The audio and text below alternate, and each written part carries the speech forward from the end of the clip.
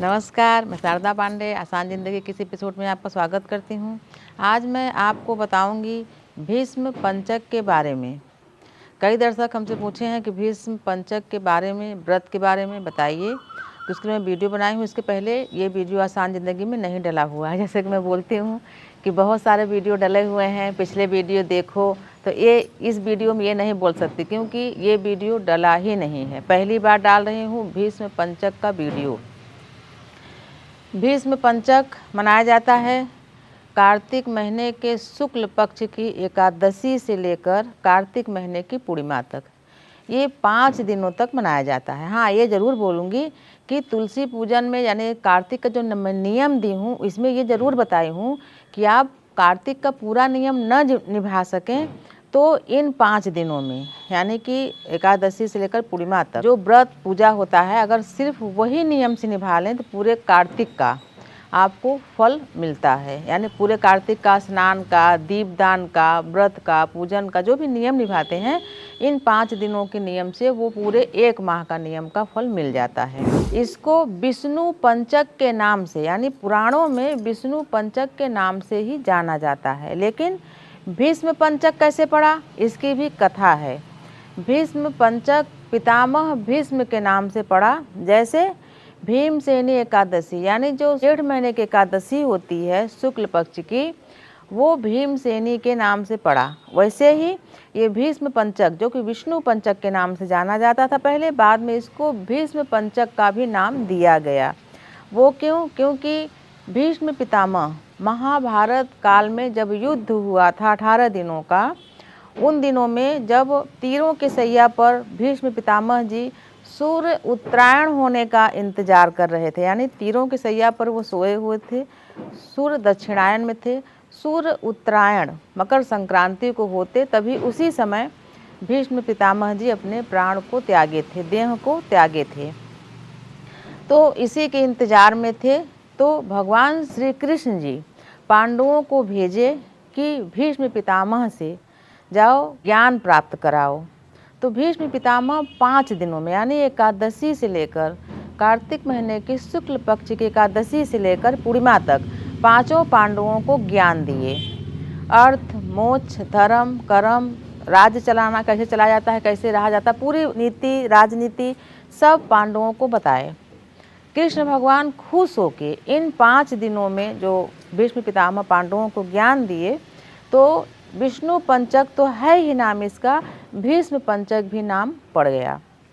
उसी दौरान यानी तीरों के सैया पर भीष्म पितामह सोए हुए थे, लेटे हुए थे, सूर्य उत्तरायण का प्रतीक्षा कर रहे थे, तो उनको प्यास लगी। जब प्यास लगी उनको, अर्जुन अपने बाण से वहीं पर जहाँ पितामह भीष्म लेटे हुए थे तीरों के सैया पर, वहीं पर बाण से गंगा का उत्पत्ति की, यानी एक बाण मारे तो वहाँ पर गंगा मैया उत्पन्न हो गई, धारा आई गंगा मैया की, और भीष्म पितामह के मुंह में जाके उनके प्यास को तृप्ति पहुँचाई। और इससे तृप्त होके जब तृप्त हुए तो इसका भी पूजन यानी भगवान श्री कृष्ण जी इसका भी बताए कि इस दिन यानी इन 5 दिनों में भी भीष्म तर्पण भी किया जाता है, यानी भीष्म के नाम से तर्पण भी किया जाता है। तो ये सब पुराणों की जो बहुत सारी मान्यताएं हैं, इसको जानना चाहिए। और अपने जो भारतवर्ष में अब आप करने लगो तो हर दिन व्रत, हर दिन त्यौहार, हर दिन उत्साह, हर दिन उत्सव मनाया जाता है। जिसको जितना करना रहता है वो करता है। तो ये भीष्म पंचक इसी दौरान, जिसमें तो भीष्म पंचक के नाम से भीष्म जी के बारे में बताई, इसी दौरान भगवान श्री हरि विष्णु जी का भी 5 दिनों विशेष पूजन किया जाता है। विशेष पूजन कैसे? जैसा कि मैं सभी बताती हूँ, इसमें भी अखंड ज्योति भक्त जलाते हैं 5 दिनों तक। यानी भगवान श्री विष्णु जी की मूर्ति या फोटो जो भी है चौकी पर स्थापित करके कलश वगैरह रख के 5 दिनों तक अखंड ज्योति जला के ओम नमो भगवते वासुदेवाय का 1 माला सुबह और 1 माला संध्या कालीन में जाप भी किया जाता है। और भूमि पर शयन किया जाता है, यानी जमीन पर कुछ भी चटाई वगैरह बिछा के शयन किया जाता है। और इन 5 दिनों में, जैसे मैं आपको बताई हूँ कि पूरे कार्तिक महीने में जो नियम नहीं कर पाया है वो इन 5 दिनों में व्रत भी करता है, 5 दिनों का, जिसमें अन्न ग्रहण नहीं किया जाता है। और अलग अलग तिथियों पर अलग अलग चीज़ों को खा के व्रत रहा जाता है। तो मैं बता रही हूँ कि इन 5 दिनों में आपको क्या क्या करना है। एकादशी के दिन आप फल खा के उपवास करके व्रत करेंगे। द्वादशी के दिन भी फल खाएंगे, पर थोड़ा सा गौमूत्र भी ग्रहण करेंगे, इससे शरीर की शुद्धि होती है। त्रयोदशी के दिन फल के साथ दूध भी, अगर हो सके तो आप सिर्फ दूध ही लें, नहीं तो फल के साथ दूध ले सकते हैं। चतुर्दशी के दिन दही, यानी जो कि नियम है, चतुर्दशी के दिन दही खा के व्रत किया जाता है। और पूर्णिमा के दिन ब्राह्मण भोजन वगैरह करा के और शुद्ध शाकाहारी यानी कि फलाहार ही करना रहता है। ब्राह्मणों को भोजन करा के दक्षिणा दान दे के और पंचगव्य का, पहले पंचगव्य खाएं, फिर उसके बाद फल वगैरह खा के व्रत करें। और पारण जो होता है वो अगले दिन, यानी कि 5 दिनों का व्रत होता है। 5 दिनों का व्रत आपको करना रहता है। ये है नियम भीष्म पंचक का। आप लोग वीडियो मांगे थे, इसलिए मैं वीडियो दे रही हूँ। इसको ध्यान से करने के बाद, पहले सुनने के बाद अच्छे से ध्यान से सभी चीज़ों की व्यवस्था करने के बाद पूजन किया जाता है। भीष्म जी को तर्पण किया जाता है, उनके नाम से उनको जल दिया जाता है। विष्णु पूजन 5 दिनों तक लगातार किया जाता है। इन 5 दिनों में भगवान श्री हरि विष्णु जी को भी अलग अलग अंगों पर अलग अलग वस्तुएं चढ़ाई जाती हैं, उसको भी बता रही हूँ, इसको ध्यान से सुने। पहले दिन भगवान विष्णु के चरणों में कमल के फूल अर्पित करना चाहिए। दूसरे दिन भगवान श्री हरि विष्णु के जंघाओं पर बिल्व पत्र अर्पित करना चाहिए। तीसरे दिन भगवान श्री हरि विष्णु को इत्र गंध अर्पित करना चाहिए, जो कि नाभि पर अर्पित करना रहता है।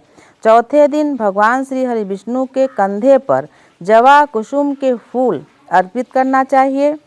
5वें दिन भगवान श्री हरि विष्णु को मालती के फूल चढ़ाने चाहिए, जो कि भगवान के इन 5 अंगों पर चढ़ाया जाता है। वैसे भी जब पूजा होती है, जैसे आपको बताई हूँ कि क्या क्या आपको ग्रहण करना है, तो भगवान को फल का प्रसाद भी अलग अलग दिनों में चढ़ा सकते हैं। मैं आपको बता रही हूँ भीष्म पंचक के बारे में, जो हमारे तमाम यूजर हमसे पूछे थे। जो ये कार्तिक का महीना चल रहा है, ये काफ़ी व्रत, पूजा पाठ और तमाम जो घरेलू उत्सव हैं, जैसे दीपावली, धनतेरस, बहुत सारे उत्सव भी और व्रत भी मनाए जाते हैं। अब ये कार्तिक माह भगवान सूर्य नारायण जी के नाम से, भगवान श्री हरि विष्णु जी के नाम से भी जाना जाता है।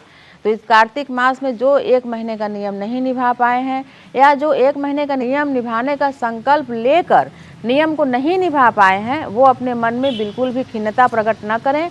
इन 5 दिनों का व्रत बताए अनुसार आप अगर कर लेते हैं तो आपका पूरे महीने का व्रत का फल आपको मिल जाएगा। तो मैं आपको बता रही हूँ भीष्म पंचक के बारे में, जो कि भीष्म जी को जब हम जल से तर्पण करेंगे, उसके लिए भी विधिवत मंत्र है, जो कि आपको डिस्क्रिप्शन में लिख कर दे दिया जाएगा, क्योंकि बोलने से आप हो सकता है ना समझ पाएँ, तो लिख कर दे दिया जाएगा। उस मंत्र से इन 5 दिनों भीष्म पंचक में भीष्म जी को जल से तर्पण करते समय उसी मंत्र को बोलें। और एक और जानकारी दे रही हूँ कि ये भीष्म पंचक, इन 5 दिनों का व्रत वो माता पिता भी कर सकते हैं जो संतानहीन हैं, यानी जिनके संतान नहीं है और संतान की इच्छा करते हैं, संतान चाहते हैं। हमसे कई बार पूछते हैं कि किस व्रत से हम, ऐसा कौन सा व्रत करें जिससे हमको संतान उत्पत्ति हो। मैं उनको बताती हूँ, संतान सप्तमी हो, अष्टमी, हल षष्ठी, छठ पूजा, बहुत सारे व्रत ऐसे हैं जो कि संतान के लिए किए जाते हैं। लेकिन भीष्म पंचक का व्रत भी जो माता पिता संतान चाहते हैं उनके लिए भी, यानी कि पति पत्नी दोनों इस 5 दिनों का व्रत नियम पूर्वक करेंगे तो उनकी मनोकामना अवश्य पूरी होगी, ऐसा ग्रंथों का कहना है। और ऐसा जन साधारण का मानना भी है, कई लोगों का ऐसा मनोकामना पूर्ण भी हुआ है।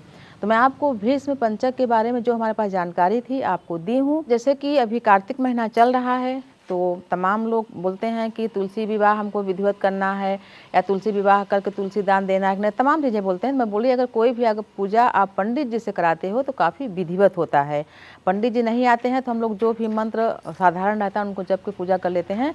जैसे मैं आपको बताई हूँ भीष्म पंचक का व्रत, तो ये आप जैसे कि एकादशी शुरू करके 5 दिन तक करोगे, तो आप 5 दिन अगर पंडित जी नहीं आते तो एक दिन पूर्णिमा के दिन आप पंडित जी को बुला के भीष्म जी का विधिवत मंत्रोच्चारण करके तर्पण करा के जो भी पूजन हो, यानी कि पूर्णिमा का जो कार्तिक का पूजन होता है वो पूर्णिमा के दिन ही होता है। एक दिन में आप पूजन करा सकते हो मंत्रोच्चारण के साथ। तो आप बोलते हैं कि हमारा वीडियो आपको नहीं मिलता, तो चैनल को सब्सक्राइब कर लें, ऑल ऑप्शन सेलेक्ट कर लें, आपको सभी वीडियो मिलने लगेंगे। और हमारे साथ बने रहें, देखते रहें आसान ज़िंदगी। तब तक के लिए नमस्कार।